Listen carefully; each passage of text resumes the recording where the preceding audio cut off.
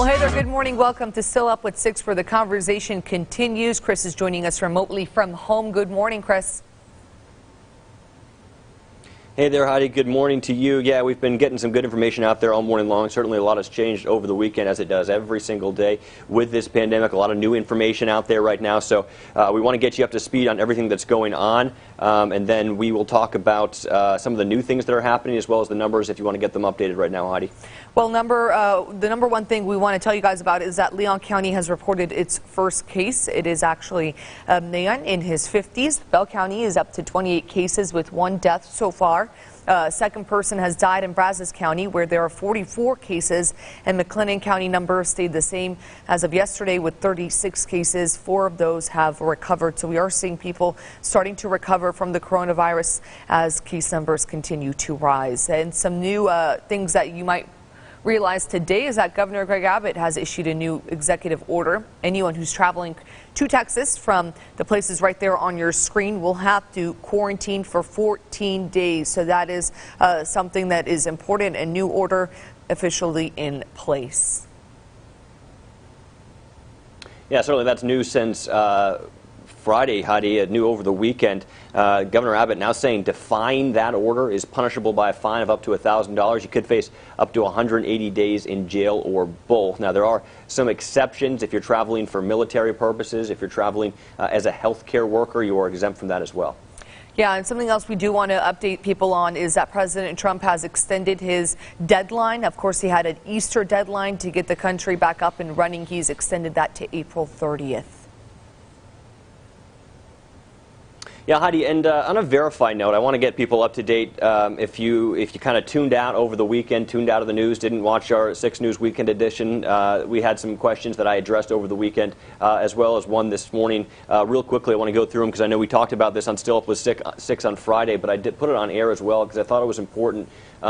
The majority of patients that died from COVID-19 that claims they had ibuprofen in their system, again, that claim completely false. There was also some claims about the origin of COVID-19. The WHO says it's a combination of coronavirus, and 19 is the year that it was discovered, which of course 2019. And then this morning, a big concern over the weekend that I got a message from so many people, that there was a concern that the House of Representatives slipped in a pay raise to this stimulus package. A lot of people asking if that was true. The answer to that question is no. There is $25 million being put towards salary and other expenses there, but that's going to the effort that the House of Representatives will be able to teleconference, as well as the child care system.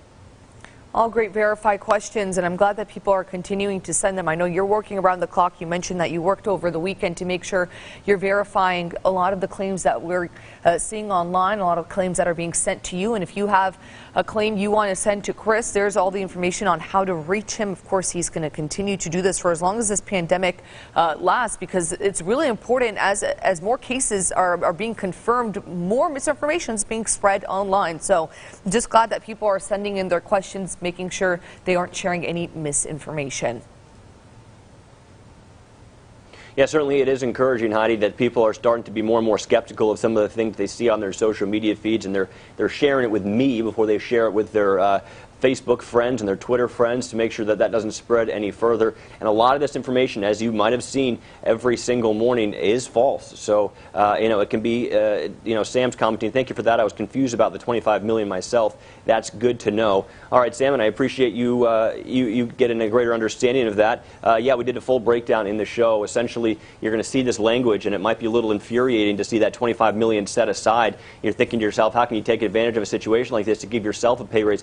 No, this is going towards expenses so they can try to telecommunicate better. You're also going to see in departments, not just the House of Representatives, $10 million went to the Senate, the FDA, the FBI, a couple of different agencies there also got that under the salary and expenses, but it's not a pay raise per se. Another comment coming in from Bryant says it was getting extended anyway. Then there will be another extension. Can't shelter in place if you still have to go to work and go to the grocery store. This won't stop. So people are going to park more and not practice social distancing. Yeah, Brian's saying, it's very hard to shelter in place when you have all these things that you need to do, whether it's go to work, go to the grocery store, and it predicts that there will be another extension. Of course, we're talking about President Trump's deadline to have the country back up and running by Easter. That has now been pushed to April 30th. Yeah, Heidi, I think that President Trump, I think our speculation perhaps on Friday was correct, that President Trump was trying to inject a little optimism into the narrative right now when he said things might be back to normal by Easter. He's kind of since backed off from that as we see these extensions put in place. I think that a lot of us understood that that probably wasn't a realistic timeline as we continue to navigate this day by day, and it seems like this is going to go on a lot longer than we first anticipated here. So this is kind of going to have to settle into the new normal for certainly a month, I would assume, and probably longer than that. Yeah, I think you're right on that for sure. And we do want to also say that the FDA has actually given the green light to use an anti-malaria drug to treat coronavirus. So New York State is now testing that. So maybe that's the light at the end of the tunnel, is finding some sort of vaccine or some sort of drug that is going to put an end to this pandemic. Twyla asking a question, heard Texas employers are going to take stimulus money from those still working. Is that true? Twyla, I can tell you that is absolutely not true. Whether or not your job was affected by this pandemic, if you still meet the salary line there, which of course we explained was under $75,000, you will still receive that money whether you're working or not. And then Yvonne weighing in says people are still taking the whole family shopping and letting their kids run nuts in stores. Definitely not following social distancing at Harker Heights Walmart on Friday. Yvonne is very upset with the situation. You can see from the emoji she used there in her comment. Yeah, it's being encouraged, and even in some cities required, that only one family member go to the store at a time. You know, anyone who's still taking their kids to the store really isn't taking the measures to keep their families safe, in my opinion. And you know what?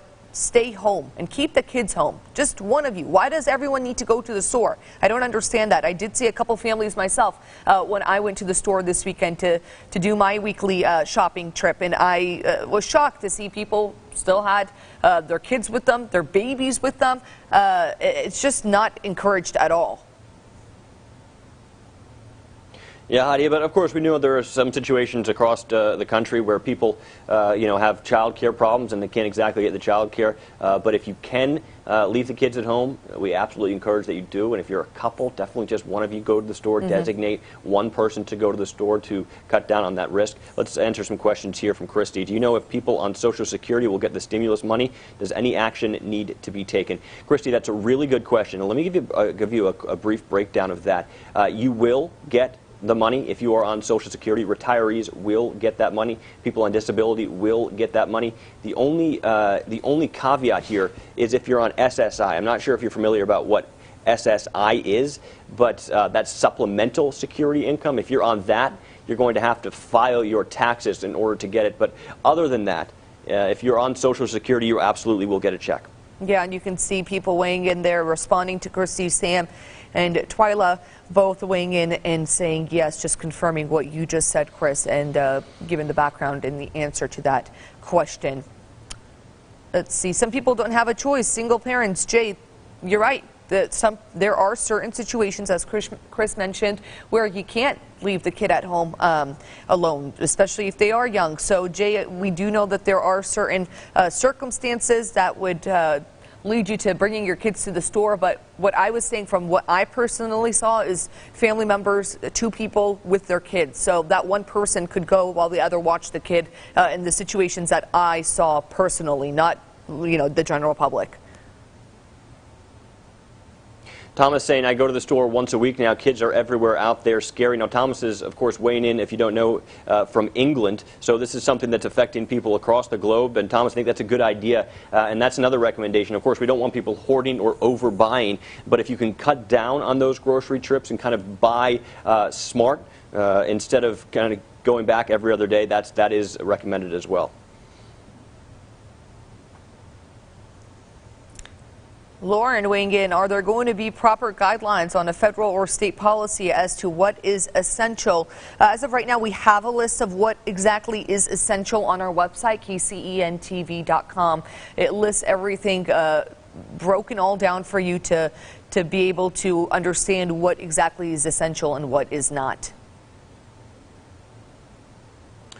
Gabriel asking the question that was on a lot of people's mind before this happened, which was, how's the aquarium?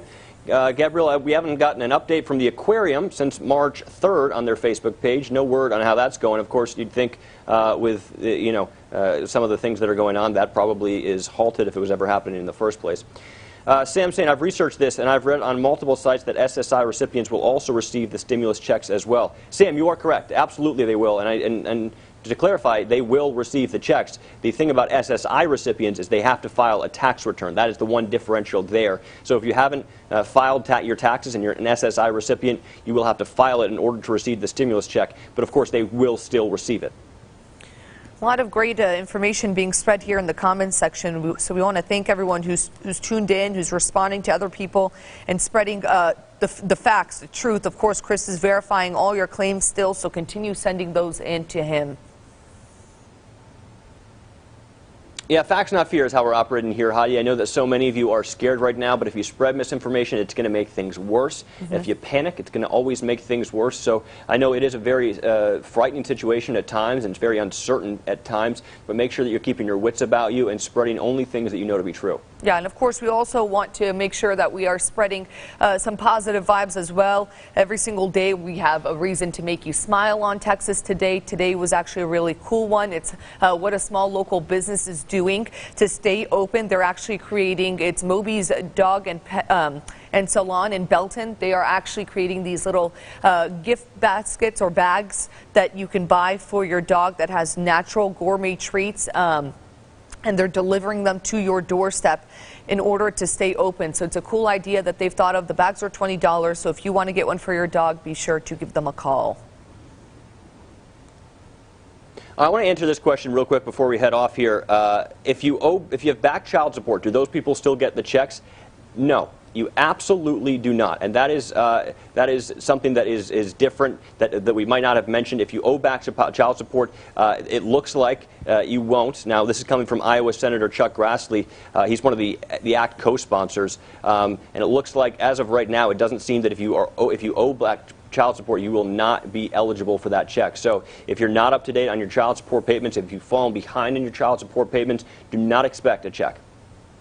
That is a good question. And again, we're seeing people responding with the right answer there to that question. So thank you guys so much for dropping in your questions here on Still Up with 6. Of course, we'll do this every single day. So if you have a question, get it ready for us, and we'll be doing our best to answer your questions. Absolutely. And before we go, I just want to answer Vanessa's question real quickly. No, this is not taxable. It's not considered income, so you will not have to pay taxes on that. And that, I will send it back to you, Heidi, and we've got to wrap things up a little bit here. All right. Well, that does it for Still Up with 6. Join us tomorrow morning, though. We'll continue having all the conversation here on your social media platforms. And remember, you can text the word coronavirus to 254-859-5481 to get the latest information. We'll see you guys tomorrow.